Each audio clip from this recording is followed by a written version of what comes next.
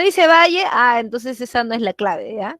Eso por un lado. Por otro lado, también debes de recordar que Mesopotamia, como te lo decía, tiene 4 periodos importantes, ¿ya? Los que vamos a ver ahora. Entonces, está desarrollada entre los ríos Tigris y Éufrates y tiene como primer desarrollo el estado sumerio-acadio.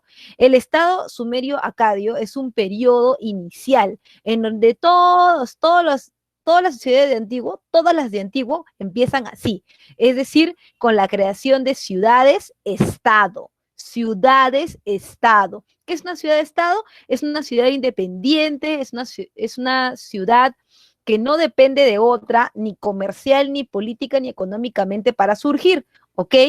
En ese periodo los sumerios establecen las primeras ciudades-estado, como te lo comentaba, en las regiones como las más antiguas, ¿no? Uruk, Ur, Lagash, en la zona sur, ¿ya?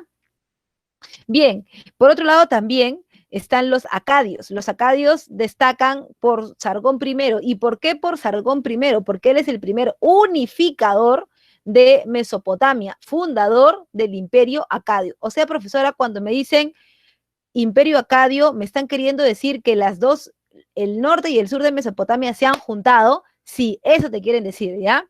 Es el primer imperio de la historia, ¿ok? Ese punto número 1 también, importantísimo, ¿ya? Ahora, dentro de este periodo sumerio-acadio, lo más importante es que recuerdes que son ciudades-estado, que se unificaron con Sargón I y además que presentan qué tipo de calendario presentan. Los mesopotámicos presentan un tipo de calendario lunar. ¿Y por qué estás tan seguro que vas a responder lunar? Porque eso va a depender mucho del tipo de actividad que realicen. Por ejemplo, en el caso de Mesopotamia, los mesopotámicos son básicamente comerciantes. Acuérdate, tienes dos cuencas, la del Tigris, la del Éufrates, una salida del Mediterráneo bastante grande, por lo tanto, ellos son grandes comerciantes. Eso quiere decir entonces, jóvenes, que su calendario es de tipo lunar. ¿Por qué es de tipo lunar? Porque depende de la marea alta o la marea baja, esa relación de dependencia tiene que ver con el comercio. Si la marea está alta, pues no salgo a comerciar. Si la marea está baja, es el momento propicio para intercambiar bienes, para intercambiar alimentos, ¿no es cierto? Además que también van a ir desarrollando un comercio marítimo bastante fluido a partir de sus ríos, ¿no? No solamente del mar, sino también de los ríos. Eso por un lado. También es importante que conozcan la construcción de zigurats. ¿Por qué? Porque cuando hablamos de ciudades-estado, hablamos de ciudades completas. Es decir, no van a ir a otro lado a rezar, no van a ir a otro lado a intercambiar, no, todo es ahí. Se crean ciudades. Cuando decimos ciudades, estamos hablando de espacios con gente que habita sedentariamente en ellos y que tienen todo adentro. Si tienen centro administrativo, centro religioso, centro ceremonial, tienen todo. Ahí están los famosos sigurats, que son sus centros religiosos. Además, tienes que tener en cuenta que en esta construcción de sigurats, en esta primera etapa de Mesopotamia, se ve rápidamente, ¿qué cosa? Se ve rápidamente la jerarquía social, porque aquí, en la parte alta del sigurat, es donde van a estar los sacerdotes, mientras que en las partes bajas, la gente del pueblo. Por otro lado, también, ahí está Sargón I, el primer unificador. Una vez que Mesopotamia esté unificada, Mesopotamia es un solo bloque, ahora sí puede llegar a la cúspide de qué cosa? Puede llegar a la cúspide de la expansión del imperio. Y por eso vamos a ver el periodo babilónico, ¿no es cierto? El famoso primer imperio babilónico. Nunca debes olvidarte que el primer imperio babilónico tiene como representante más importante a Hammurabi, ¿te acuerdas? Claro, este patita que va a reunir, va a recopilar las leyes mesopotámicas en un solo cuerpo de leyes llamado el Código Hammurabi. El Código Hammurabi recolecta todo tipo de leyes, va desde la ley, desde el derecho comercial, pasando por el derecho de familia, hasta el derecho que ahora llamaríamos penal, ¿ok?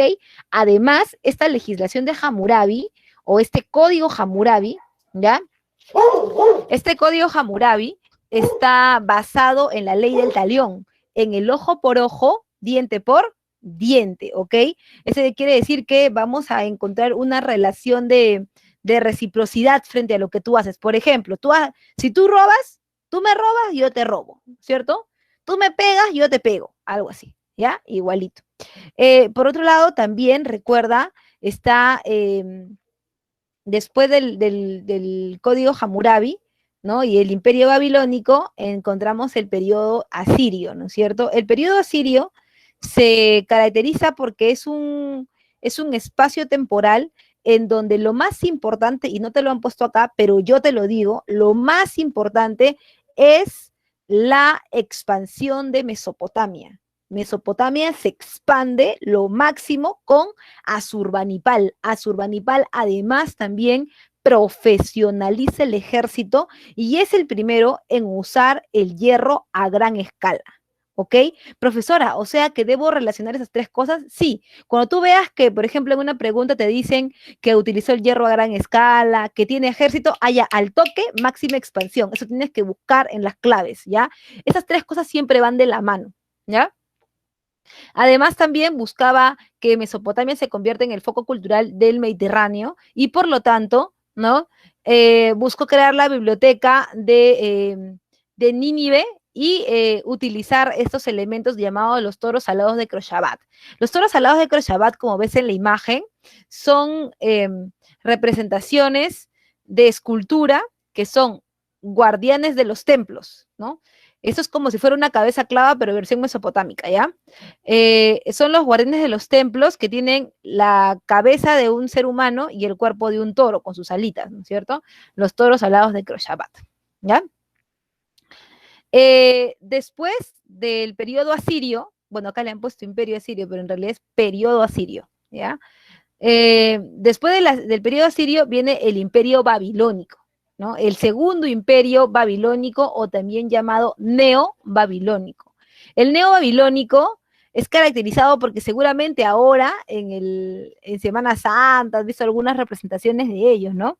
Aparece el cautiverio hebreo durante el reinado de Nabucodonosor II, ¿no es cierto? Pero no solo eso, sino también la construcción del Sigurat de Marduk durante este periodo también, ¿ya?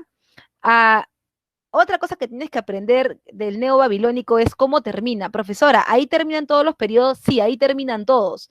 Pero ¿cómo termina, profe? Por una invasión, la invasión de los persas con el famoso Ciro el Grande, ¿ok?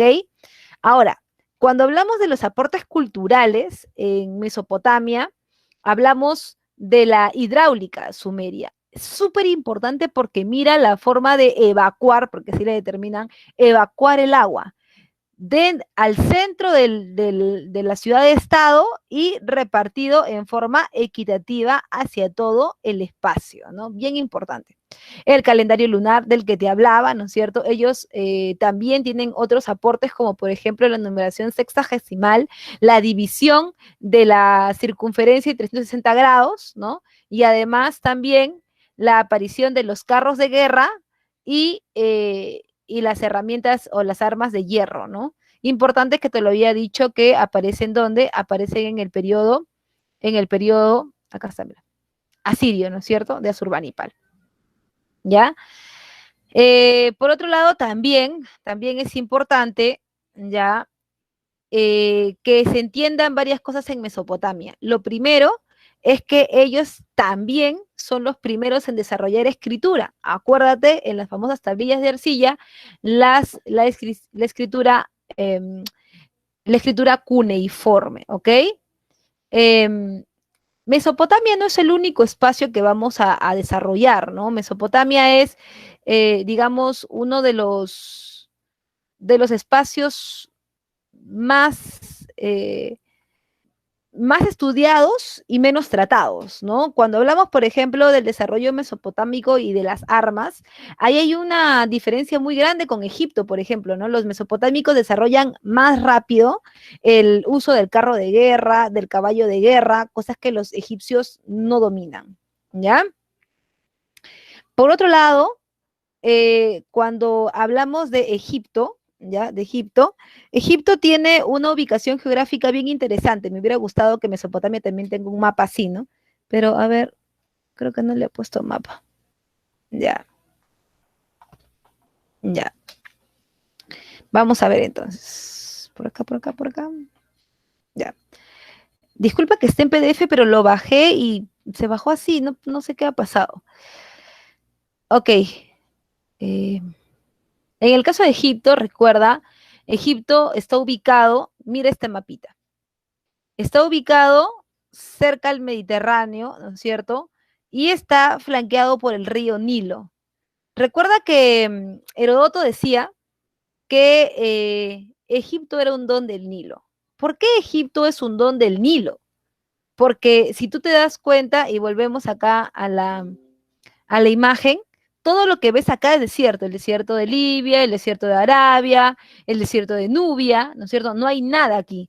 El Egipto va a florecer, digamos que va a permitirse tener agricultura, porque tiene el río Nilo de por medio. Profesora, ¿y qué tiene que ver que tenga el río Nilo? Ya, pues que no tengan agricultura. Es que una sociedad no puede vivir sin agricultura.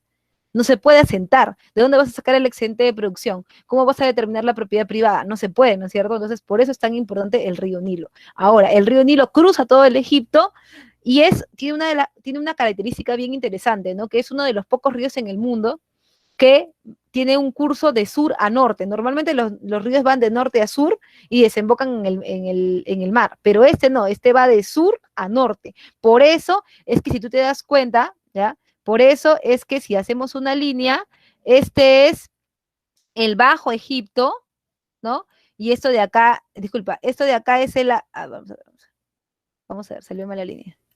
Salió mala línea. Ya. Por eso es que esto es el Alto Egipto y esto es el Bajo Egipto. ¿Por qué? Por el curso del río Nilo. Seguramente tú debes decir, no, profesor, es al revés, este va acá y este va acá. No, lo que pasa es que partimos de la salida del sur, ¿ya? Además de eso, también debes notar que al final termina, ¿qué cosa? Termina en deltas, ¿ya? Termina en delta. Ahí está. Ahí está, ¿ves? Las deltas del Nilo. Ahí están para que se aprecien mejor. Listo, muy bien. ¿Ya? Ahora, otra cosa también súper importante es que una vez al año el río Nilo cumple una función indispensable para fertilizar los terrenos de esta zona. Es así que eh, una vez al año el desborde natural del río Nilo saca a flote, saca a la palestra, digamos, un fertilizante que es algo así como un barro de color gris, ¿no? Llamado limo. El limo es un fertilizante natural que aparece con la desintegración de algunos elementos que se encuentran en el fondo del río, ¿no? Y al momento de salirse del agua, se sale el limo y por supuesto deja fertilizado la tierra que está alrededor. Eso se hace, bueno, eso ocurre una vez por año, ¿no es cierto? Una vez por año y les permite mantenerse en la zona, ¿no? Ahora, por otro lado, también debes recordar que el Egipto tiene una periodificación histórica bastante interesante, ¿no? Lo primero que tenemos que ver es que dentro de su periodificación histórica, ¿ya? El Egipto cuenta con el periodo predinástico. Vamos a ver, el periodo predinástico. Profesora, en el periodo predinástico, dígame, ¿qué ocurre? Bueno, lo primero que tienes que entender, como te lo dije en Mesopotamia, es que son periodos en donde lo que se desarrollan son ciudades-estado. En Mesopotamia no tenían un nombre específico, ¿no? Solamente eran ciudades-estado. Pero aquí sí, aquí vamos a encontrar que esas ciudades-estado se llaman nomos, nomos. Entonces, en todo el río Nilo vamos a tener esto, ¿no? Nomosuc 1, Nomosuc 2, Nomosuc 3 y así, todo, ¿ya? Hasta Nomosuc N. Todos los nomos alrededor del río Nilo, ¿ya? Entonces, en ese periodo todos son independientes, cada quien tiene su propia materia prima, su propio sistema de producción, su propio sistema de comercialización. Entre ellos no se, digamos que no hay dependencia entre ellos. Ay, no, que yo produzco yo hago toda la producción y es el nomo número uno el que va a sacar la materia prima, luego me la pasa a mí y luego yo le paso a otro nomo. No, no es así. Están separados, cada quien tiene su propio sistema religioso, político, ideológico, etcétera, etcétera, etcétera, ¿ya? Además, también tienen un panteón de dioses muy grande. ¿Por qué tienen un panteón de dioses muy grande? Porque cada nomo tiene su propio dios. Es cierto que muchos de los dioses se repiten. Es cierto que muchos de ellos le rinden culto al buey Apis. Por eso también es que este periodo lo conocen como, como el periodo predinástico O también como el periodo de los adoradores de Horus, porque ese es otro de los dioses que también está muy presente en este periodo, ¿ya? Entonces, en ese sentido, es que el periodo predinástico está compuesto por nomos, que son ciudades-estado, ya sabes tú, ¿no? Ahora, este periodo de nomos es un periodo de desorden, digamos, en el Egipto, ¿no? De búsqueda de búsqueda de organización dentro del mismo espacio. En cuanto al imperio antiguo, ¿no? El imperio antiguo, que es el periodo que le sigue, trae algo súper importante. Todo en la edad antigua es unificarse. Como eran un montón que estaban desordenados, ahora hay alguien que los tiene que unificar.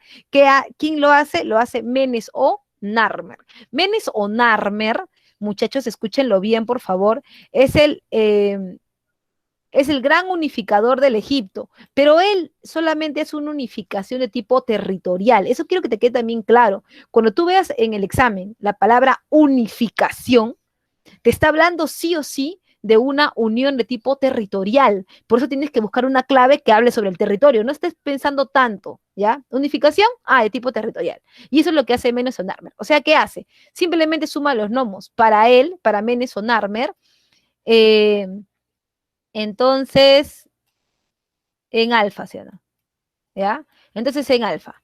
Nomo sub 1 más Nomo sub 2 más Nomo sub 3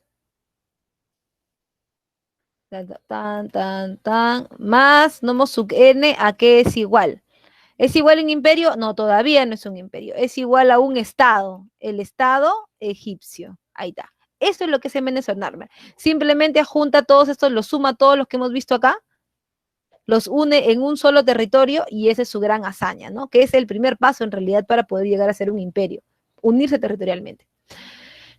Además, es un periodo en donde hay un florecimiento de la arquitectura, ¿no? Así como él quiere ser grande, para ser grande necesita también tener obras grandes, magníficas, que la gente pueda ver.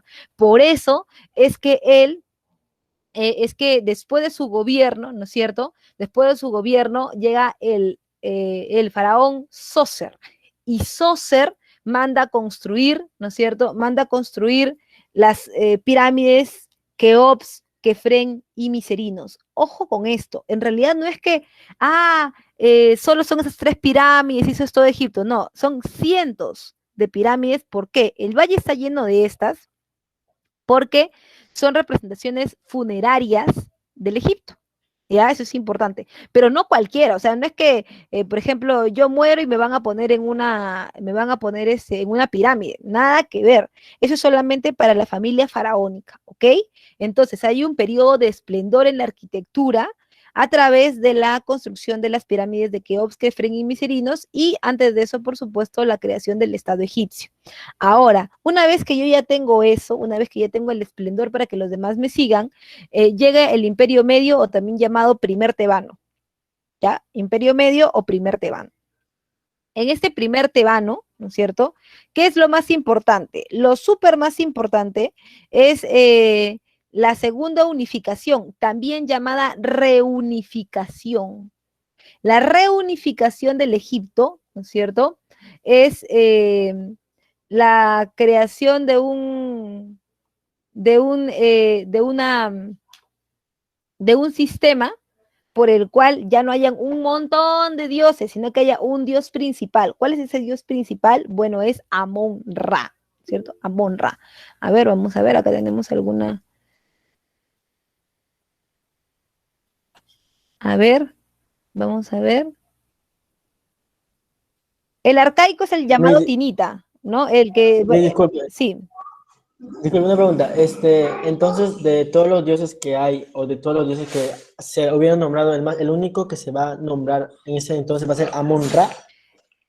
Lo que está buscando, lo que está buscando el primer tebano no es que sea el único.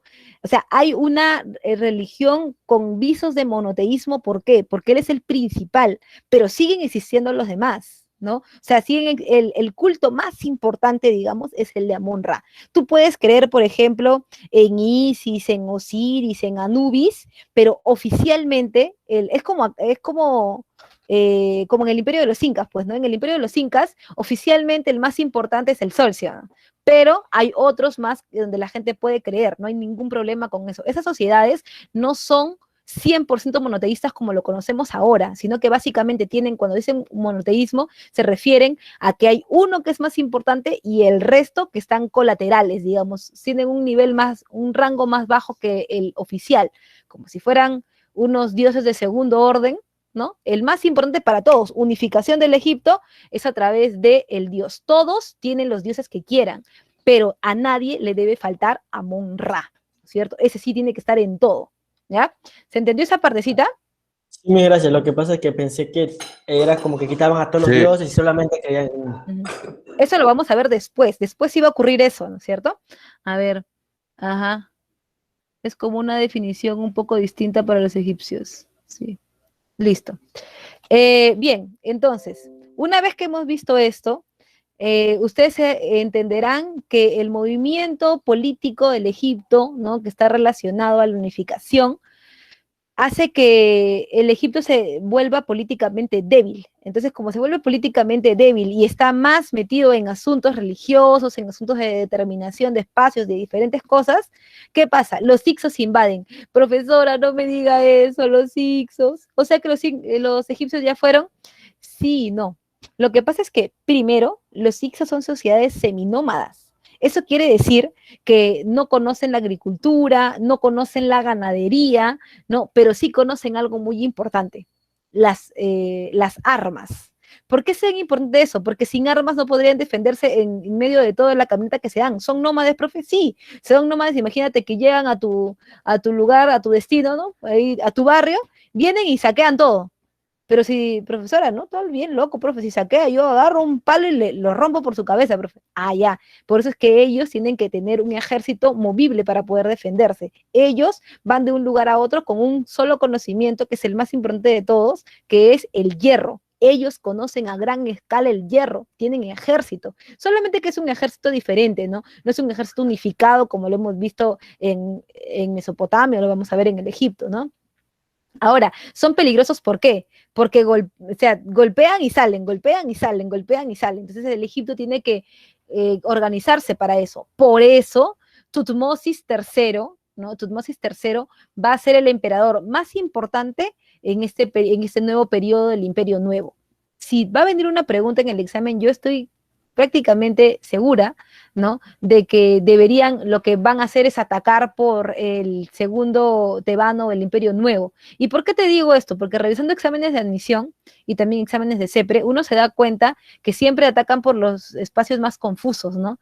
Y el Imperio Nuevo es uno de ellos, porque tiene más faraones, ¿no? Ahora, ¿cómo empieza el segundo Tebano o también llamado Imperio Nuevo? Es muy fácil, mira. Comienza con Tutmosis III. Tutmosis III es el primero en usar el hierro a gran escala, profesora. ¿Y cómo lo hace? Ah, bueno, porque los Hicsos ya lo han enseñado en el Egipto. Los Hicsos no solamente han venido a invadir y a causar caos, sino también han venido y los egipcios han aprendido de ellos. Ahora, utilizan el hierro a gran escala, conocen el carro de guerra, conocen el caballo de guerra, conocen el arco, conocen la flecha, ¿no? Son sociedades, el Egipto va a absorber como una esponjita eso. Con todo eso, Tutmosis III va a ser un ejército profesional. Este ejército profesional, ¿no es cierto?, va a permitirle la mayor expansión del Egipto a Tutmosis III. ¿Quién da la mayor expansión territorial? Tutmosis III. ¿Quién es el que hace ¿Quién es el que tiene un ejército profesional? Tutmosis III. ¿Ya? Ahora, Tutmosis III va a solucionar el problema, por el momento, el problema tipo territorial, ¿no? El problema de la expansión, para poder tener más terreno y poder tener más poder. Eso lo soluciona él. Pero ¿qué otro problema hay? El problema que nos estaban comentando hace rato uno de sus compañeros, ¿no? Profesora, pero si va a haber un solo, o sea, un dios oficial y van a haber un montón de otros dioses, ¿no le parece que eso se va a hacer un poco confuso? Que la gente va a comenzar a adorar a muchos otros y ese también, ¿no? ¿No es un poco problemático? Bueno, ese efectivamente sí lo es. Amenofis IV, también llamado Akenatón, o el faraón herético, se había dado cuenta de esto, ¿no? Ya, o sea, no soluciona nada el hecho que tú pongas a Monra como oficial y al resto lo pongas abajo. Acá lo que tiene que haber es una reforma total, ¿no? La famosa reforma del monoteísmo. Ahí sí hay reforma del monoteísmo, o también llamada reforma armaniana, ¿no? Esta reforma, ¿qué es lo que busca? Ya no que haya un Dios oficial, sino que ahora haya uno solo, ¿no es cierto? Ese uno solo, ¿ya? Estaba siendo, digamos que esta forma estaba siendo organizada a partir de quitarle el poder a los sacerdotes. ¿Qué está pasando? Ah, los sacerdotes han dicho que Amon-Ra es el único Dios que vamos a tener. Ah, ya, pero hay un montón de otros más que ellos también manejan. O sea, si yo soy un sacerdote, obviamente hermano del faraón, porque de ahí sale de la casta faraónica, sale el sacerdote, ¿qué va a ocurrir? Mi poder es un poder que asusta, es un poder que asusta. ¿Y por qué asusta ese poder del sacerdote? Porque si hay un montón de dioses, no es porque, ay, mira, a él le encanta tener muchos dioses, como ahora, no, le encanta tener muchos santos. No, los dioses aparecen en sociedades agrícolas como el Egipto. ¿Por qué? Porque para cada cosa hay un dios. Que si dios del agua, que si dios del fuego, que si dios de la tierra, que si dios de la fertilidad, etcétera, etcétera, un montón. Ahora, cada dios no es como los católicos, pues, ¿no? Que, ah, ya, Diosito, gracias por hacerme millonario, gracias, y no le das nada. No, si ese Dios te va a hacer digamos que te va a beneficiar en algo, tú le estás pidiendo algo y quieres que te beneficie, bueno, en ese caso tú tienes que dar algo. Se llama impuestos, ¿sí? Tienes que pagar. Igual acá en el Imperio de los Incas se hace tributo también, igualito a los dioses, no hay problema con eso, y la gente no se hace problema. Pero ¿qué pasa si yo soy un agricultor? Yo no voy a solamente a ir, ¿sabes qué? Ay, Amon-Ra, por favor, ayúdame. No, porque yo tengo que ir desglosando mis necesidades. Por ejemplo, si yo soy un agricultor, Amon-Ra sí me va a ayudar, pues, pero no es estrictamente lo que yo estoy buscando. ¿Qué estoy buscando? Alguien que me dé lluvias, alguien que me dé agua, alguien que me dé buena tierra, que me dé fertilizante, etcétera, etcétera, para que toda mi cosecha salga bien. Pero hay un problema con eso. ¿Cómo hacer eso? Bueno, a cada uno hay que pagarle, pues, ¿no? Toma para el agua, toma para la tierra, toma para la fertilidad. ¿Y a dónde va esa plata? ¿Al faraón? Usted no era faraón. Esa plata va a la casta sacerdotal. Por eso es que Amenofis IV dice, no, se acabó. Reforma armaniana. Ya no vamos a tener un dios principal y varios dioses externos. Ahora vamos a tener un solo dios.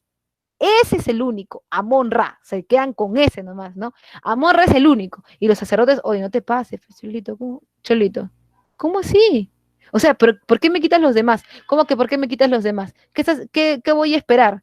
Que tú, un día se te ocurra, con toda la plata que tienes, y además con toda la venia que tienes de la gente, un día se te ocurra sacarme del gobierno. Eso voy a esperar, porque date cuenta que no solamente está el poder económico que tienen los sacerdotes, sino también el poder moral que tienen, porque la gente pues siempre los va a respetar como un poder. Ahora, imagínate el poder del faraón totalmente disminuido frente al otro poder del sacerdote. Eso no cuadra ahí. Por eso es que Amenofis IV intenta reestructurar, se llama reforma armaniana, intenta reestructurar, ¿no? Y eso significaba restarle poder a los sacerdotes, que se estaban desbancando ya, ¿no? Ahora, por otro lado, también lo que hay que tomar en cuenta, ¿ya? Lo que hay que tomar en cuenta es que hay otros personajes como por ejemplo Tutankamón, ¿no? Tutankamón regresa al politeísmo al Egipto, ¿no? ¿Por qué? Porque no conviene, o sea, tú le quitas el poder a los sacerdotes, pero no solamente es quitarle el poder a ellos, hay que buscar otro mecanismo para poder quitar el poder, porque al quitar los dioses, estás quitando también la posibilidad de veneración de la población. O sea, tú mantienes controlada la población con todos los dioses, pero si le quitas a todos, hay menos probabilidades de que la gente tenga un gran alcance religioso y por lo tanto digamos, que le hayan lavado la cabeza para que estés, digamos, que haga caso a este gobierno. Entonces, no nos conviene menos dioses. Por eso la Iglesia Católica, muchachos, actualmente no tiene muchos dioses, tiene uno solamente, pero tiene figuras religiosas muy parecidas, ¿no? Tiene que si las vírgenes, que si los santos, que si el señor de acá, el señor de Muruay, el señor de los palos, el señor de la puerta, todos, ¿no? Entonces, ¿por qué es eso? porque la idea es atacar por todos los flancos, pues si tú solamente le pones a Dios, eso es muy etéreo, eso nadie lo va a ver, eso en cualquier momento la religión se desintegra y ya no va a haber... ya no va a haber ese poder que tienen ellos en los estados, ¿no? Igual pasa acá también. También está Ramsés II, y Ramsés II es el que firma la paz de Kadesh, ¿no es cierto? Él firma la paz de Kadesh, que es el primer tratado de paz de la historia universal, ¿no? El primer tratado de paz de la historia universal es este tratado en donde el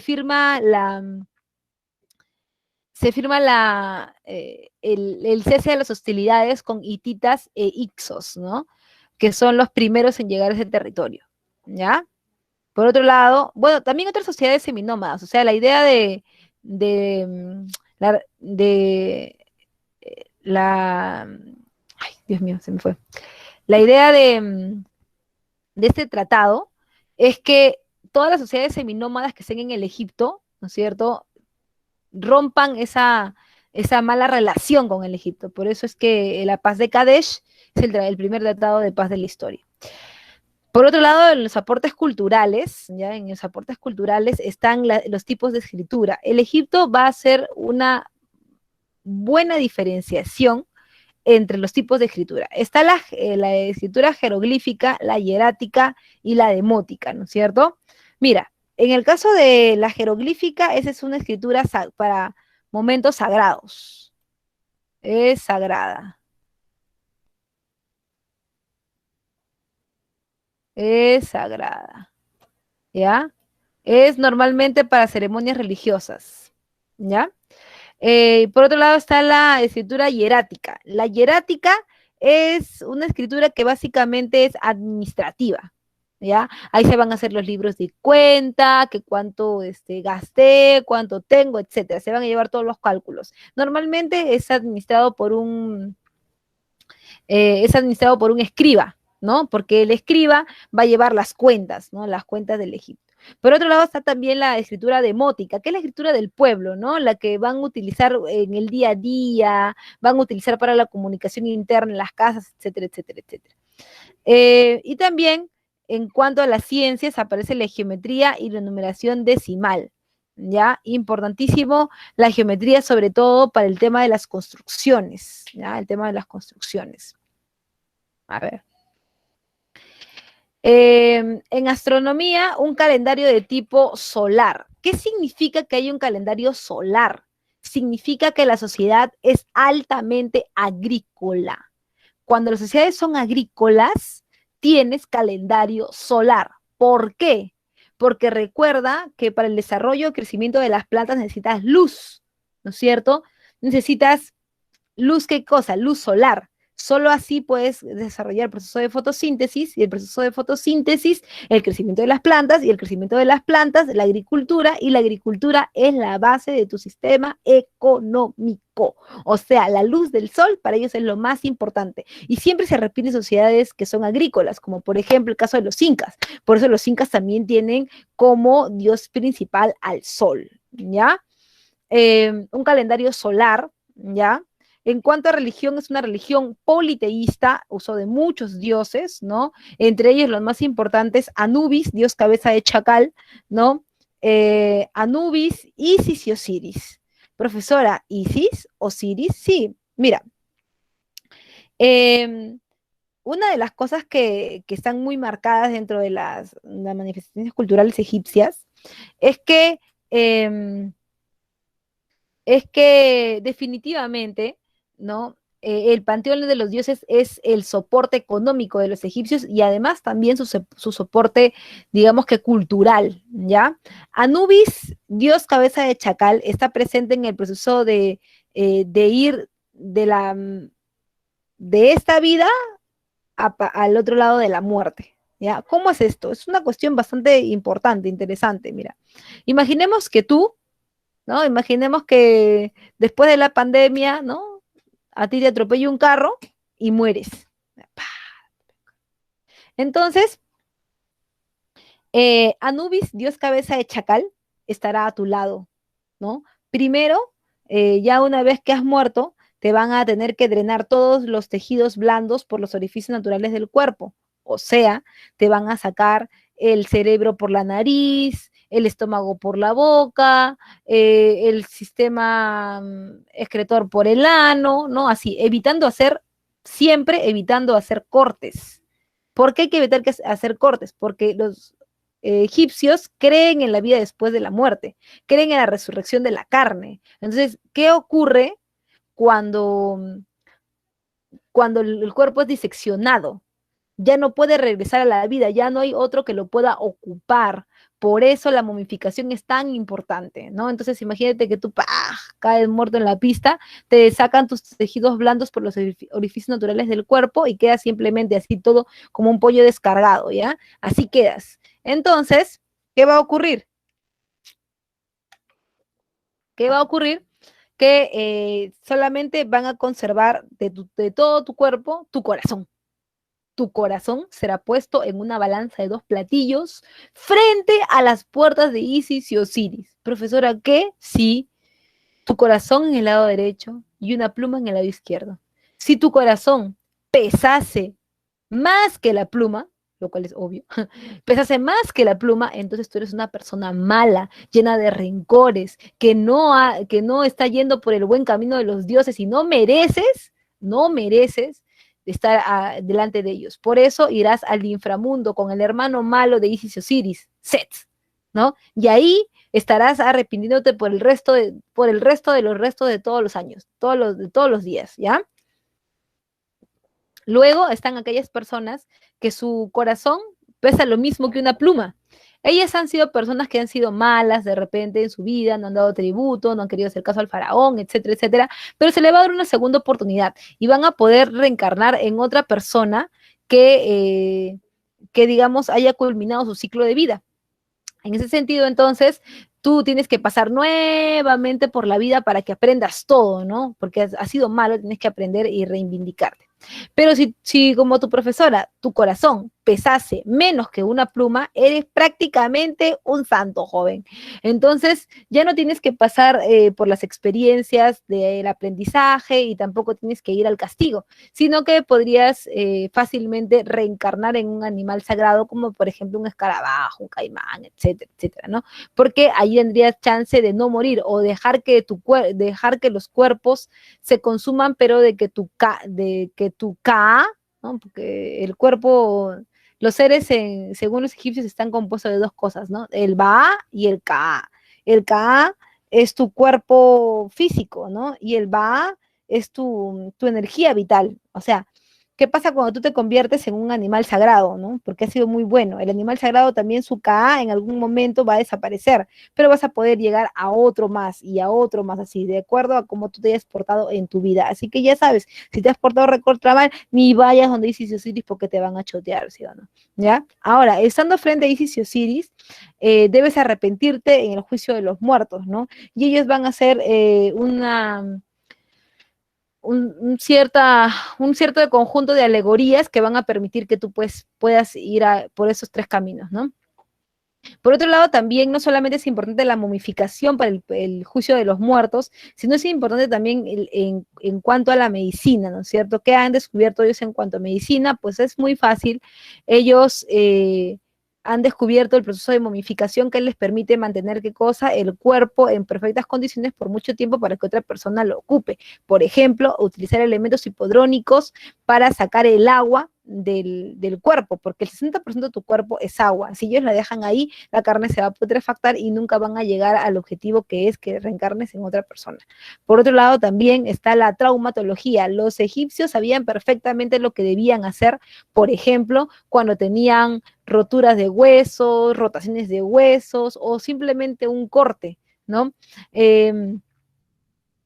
Heródoto, ¿no? Heródoto hace referencia a varias de estas cosas, ¿no? Y dice, si un si un egipcio se cortara el brazo, ¿ya? ¿Qué es lo primero que debería hacer?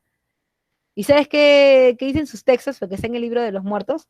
Si se cortara el brazo, lo primero que debería hacer sería lavar con agua esa herida para sacarle toda la arena, todo lo que pueda tener, y después cubrirlo con un poco de miel de abeja, porque la miel de abeja tiene una cadena carbonada saturada, lo que quiere decir que sus partículas están bien pegaditas, ¿no? Bien pegaditas, bien pegaditas. Entonces no hay opción a que el oxígeno entre, y si no hay opción a que el oxígeno entre, no hay opción a que comience a putrefactarse la carne, por lo tanto, no habría una infección muy fuerte en el brazo, sino lo que se buscaría es la recuperación del tejido, ¿no? Que eso es lo que ellos trabajan bastante. Por otro lado, también son conocedores de la traumatología, de la oftalmología, de la ginecología. Profesora, espéreme un ratito, ¿cómo que la ginecología? Ah, sí, los egipcios conocían lo que ahora tú ves como preservativos, píldoras anticonceptivas y aborto, ellos ya lo conocían hace rato, ya. Tú estás en otra, joven. Profesora, ¿y para qué quieren todas esas cosas? Entonces supone que ellos son agrícolas y los agricultores quieren mucha mano de obra para que puedan trabajar la tierra. No tiene mucho sentido, disculpe. Bueno, sí, tienes razón, tienes razón. En realidad hay que cerrar ahí un poco la explicación, ¿no? Porque no solamente es que ellos estén buscando, no solo es que ellos estén buscando el control de la población, no es el control de la población, ellos están buscando el control de la familia faraónica, todo lo que te he dicho aplica para la familia faraónica, no para la población si quiere que se reproduzca como conejo, es mejor todavía, ¿no? Para que haya mano de obra. Entonces, pero profesora, ¿por qué el faraón quiere hacer todas estas cosas? ¿Por qué el faraón no, digamos, tiene hijos nomás? Porque peligra el trono egipcio, ya que si son varias personas, si son varios herederos, pues van a haber pugnas internas que van a desequilibrar el poder y eso va a traer consecuencias. Para que haya un mantenimiento, digamos, equilibrado del poder, es que eso se hace. Ahora, eh, también hay que tomar en cuenta que son técnicas netamente femeninas en el caso de la ginecología, ¿no? Y, por ejemplo, sí pueden ellas llegar a tener pueden haber llegado a conocer las píldoras anticonceptivas, pueden haber llegado a conocer también los preservativos, ¿no? En el caso de los faraones hecho de intestino delgado de cordero, ¿no? Es un poco difícil porque hay que hacer una técnica de sellado bastante, bastante precisa, ¿no? Con hierro caliente se cierra una parte y, bueno, el resto se utiliza de acuerdo a las necesidades, ¿no? También hay otras posibilidades, que las mujeres sean aquellas que eviten un embarazo, ¿no? Y es por eso que se utiliza la semilla de acacia. La acacia es una semilla altamente germinable, ¿ya? Una semilla altamente germinable que permite la creación de ciclos menstruales artificiales. O sea, si, por ejemplo, las señoritas, ¿no?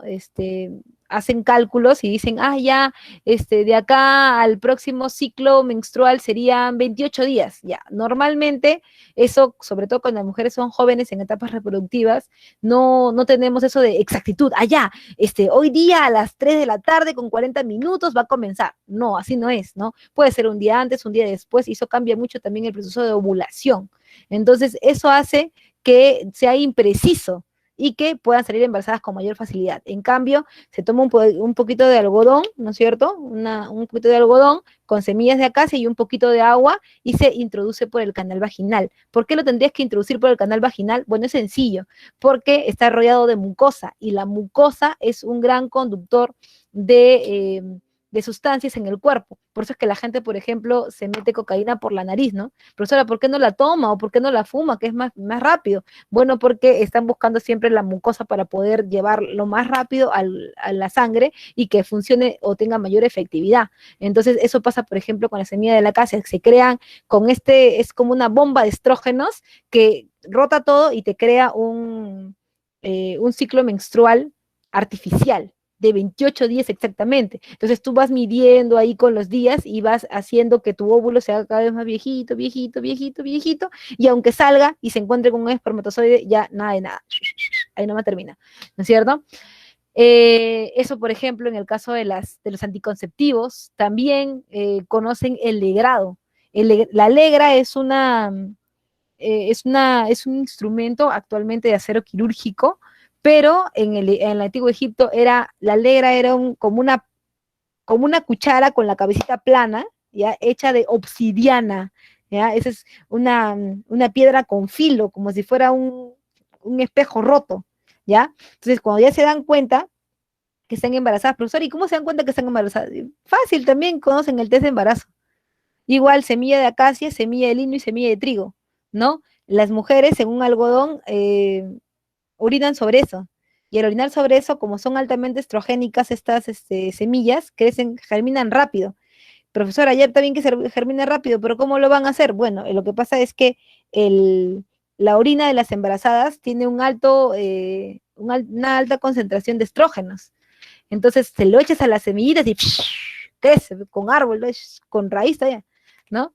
Una vez que pasan algunos días, lo ves y está germinado en 2 días, ya eso es suficiente para saber que estás embarazada.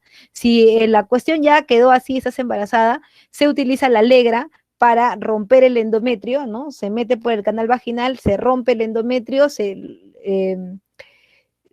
provoca una hemorragia profusa, espasmos, y los espasmos hacen que la bendición se caiga, ¿no? Ahora, eso claro, también podría matar a una mujer porque no estamos viendo, no estamos metiendo la legra nomás para adentro, pero no estamos viendo que estamos rompiendo, ¿no? Pero, profesora, y si se queda estéril, bueno, y mejor, pero no, para que no hayan problemas. Por otro lado, también, bueno, conocen de oftalmología, conocen de odontología, ponen brackets, alinean dientes, taladran dientes, Profesora, sí. la momificación solo se le aplicaban al faraón y a su familia, ¿no? No a la Sí, gente. claro, no, no a la gente. La gente sí nomás cae en el río y muere ahí. Sí, en realidad, ¿por qué no? Porque a la familia faraónica y el sistema burocrático son los únicos que tienen derecho, digamos, a entrar a una nueva vida, porque son los que van a dirigir. En cambio, la gente del pueblo se reproduce como si nada, eso no importan mucho. Bueno, no importan nada en realidad. Tienes mucha razón con eso. Por otro lado, también en el caso de la orfebrería hay un desarrollo en turquesas muy importante, ¿ya? Allí tienes en escultura los colosos de Nemón, ¿no? Y el escriba sentado, que son las dos esculturas más importantes, y la altiplanicie de Gizeh, ¿no? Donde se encuentra la esfinge. Ahora, en el caso de la arquitectura, vamos a encontrar que son estructuras megalíticas, ¿no? Son enormes, gigantes, lo más grande que se pueda, ¿ya? Eh, y además están hechas a escala, es decir, hay un uso de la geometría y precisión de ángulos, además de altura, para poder hacer estas construcciones. Por otro lado, también es importante que sepas que dentro del Egipto sí hay otras formas de enterrar, no solamente son las pirámides. También vas a encontrar, por ejemplo, el más antiguo de todas las formas de entierro, el más antiguo de todas, son los hipogeos, que son galerías subterráneas en donde se dejan los cuerpos y digamos que al exterior no se ve nada, ¿no es cierto? Los hipogeos, estructuras subterráneas. Luego tienes las mastabas, ¿no? Primero los hipogeos, luego las mastabas. Las mastabas son pirámides truncas, ¿no es cierto? Pirámides truncas que tienen una entrada, ¿no? Una entrada y una cámara, ¿ya? En donde se deposita el cuerpo.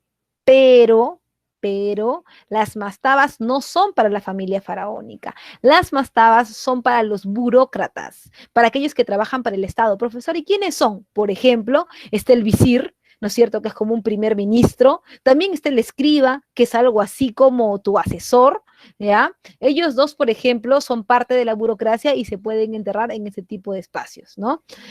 Por otro lado, también está, bueno, las pirámides, que son las cámaras funerarias para la familia faraónica, ¿ya? Las cámaras funerarias para la familia faraónica que normalmente se encuentran en el Valle de los Reyes, ¿no? En el Egipto, distanciados entre 1000 y 1200 metros, ¿ya?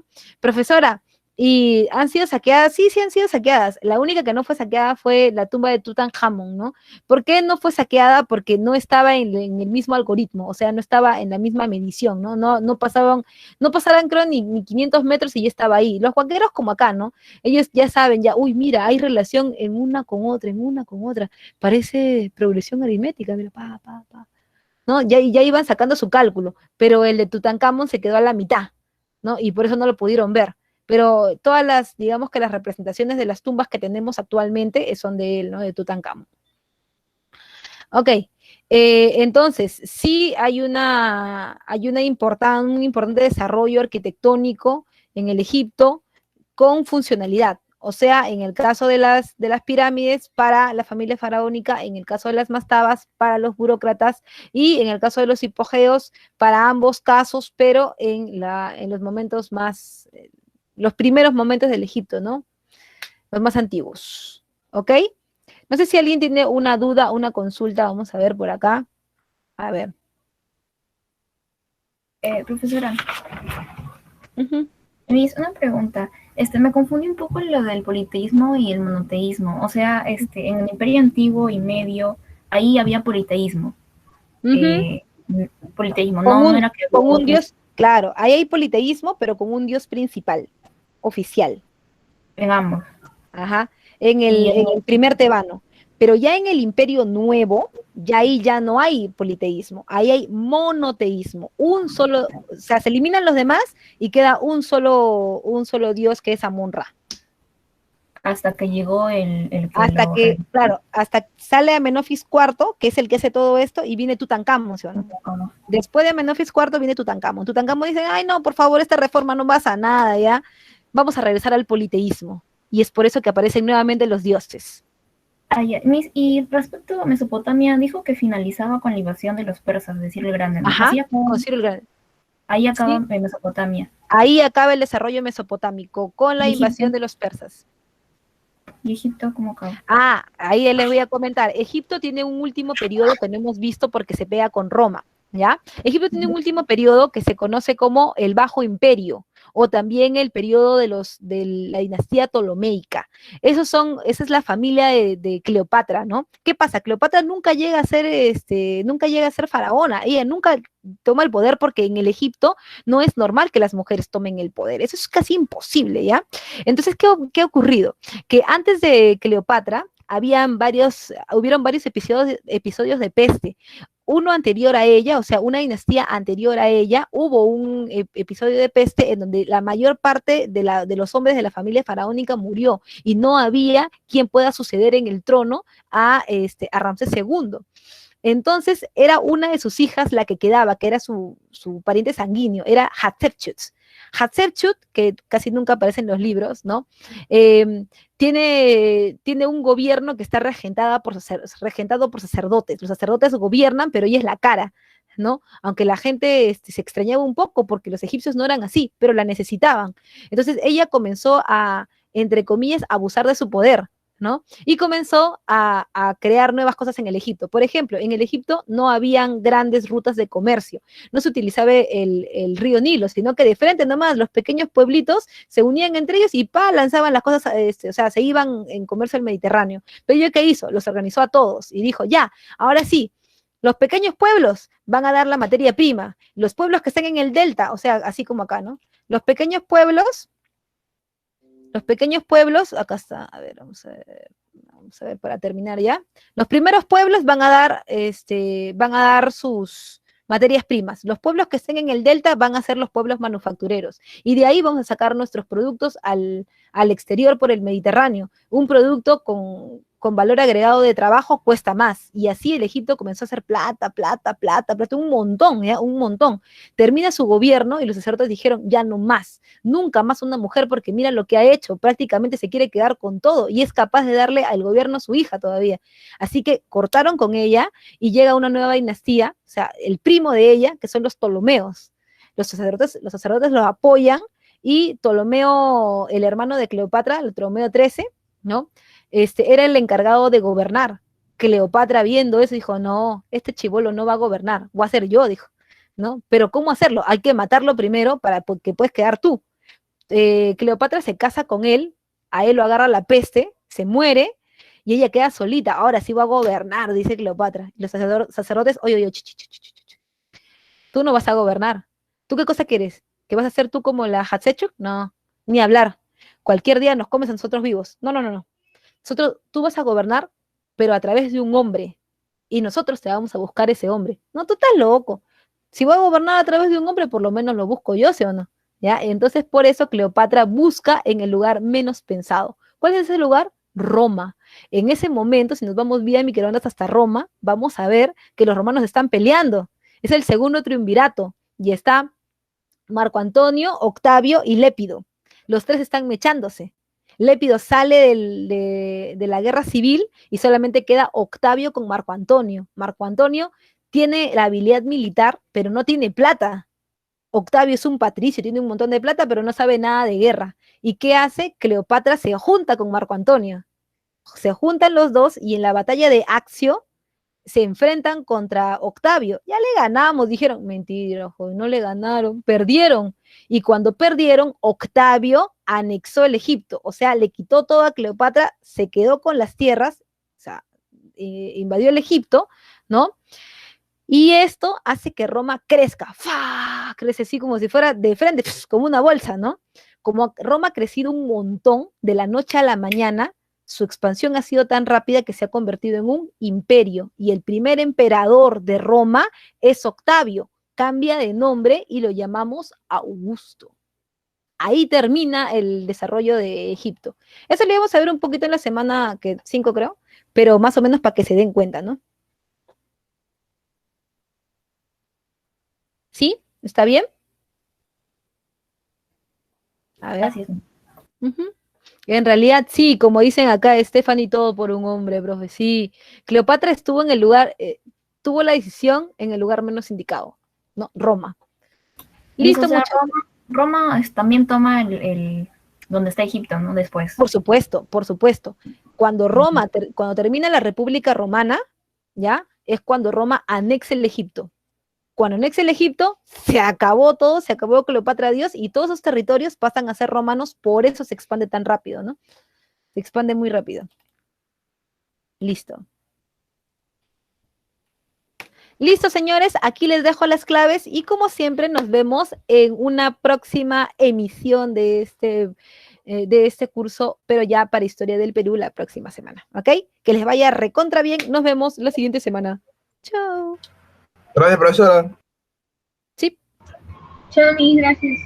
Dejé las claves, dejé las claves. Listo, vamos a ver. Gracias, Miss.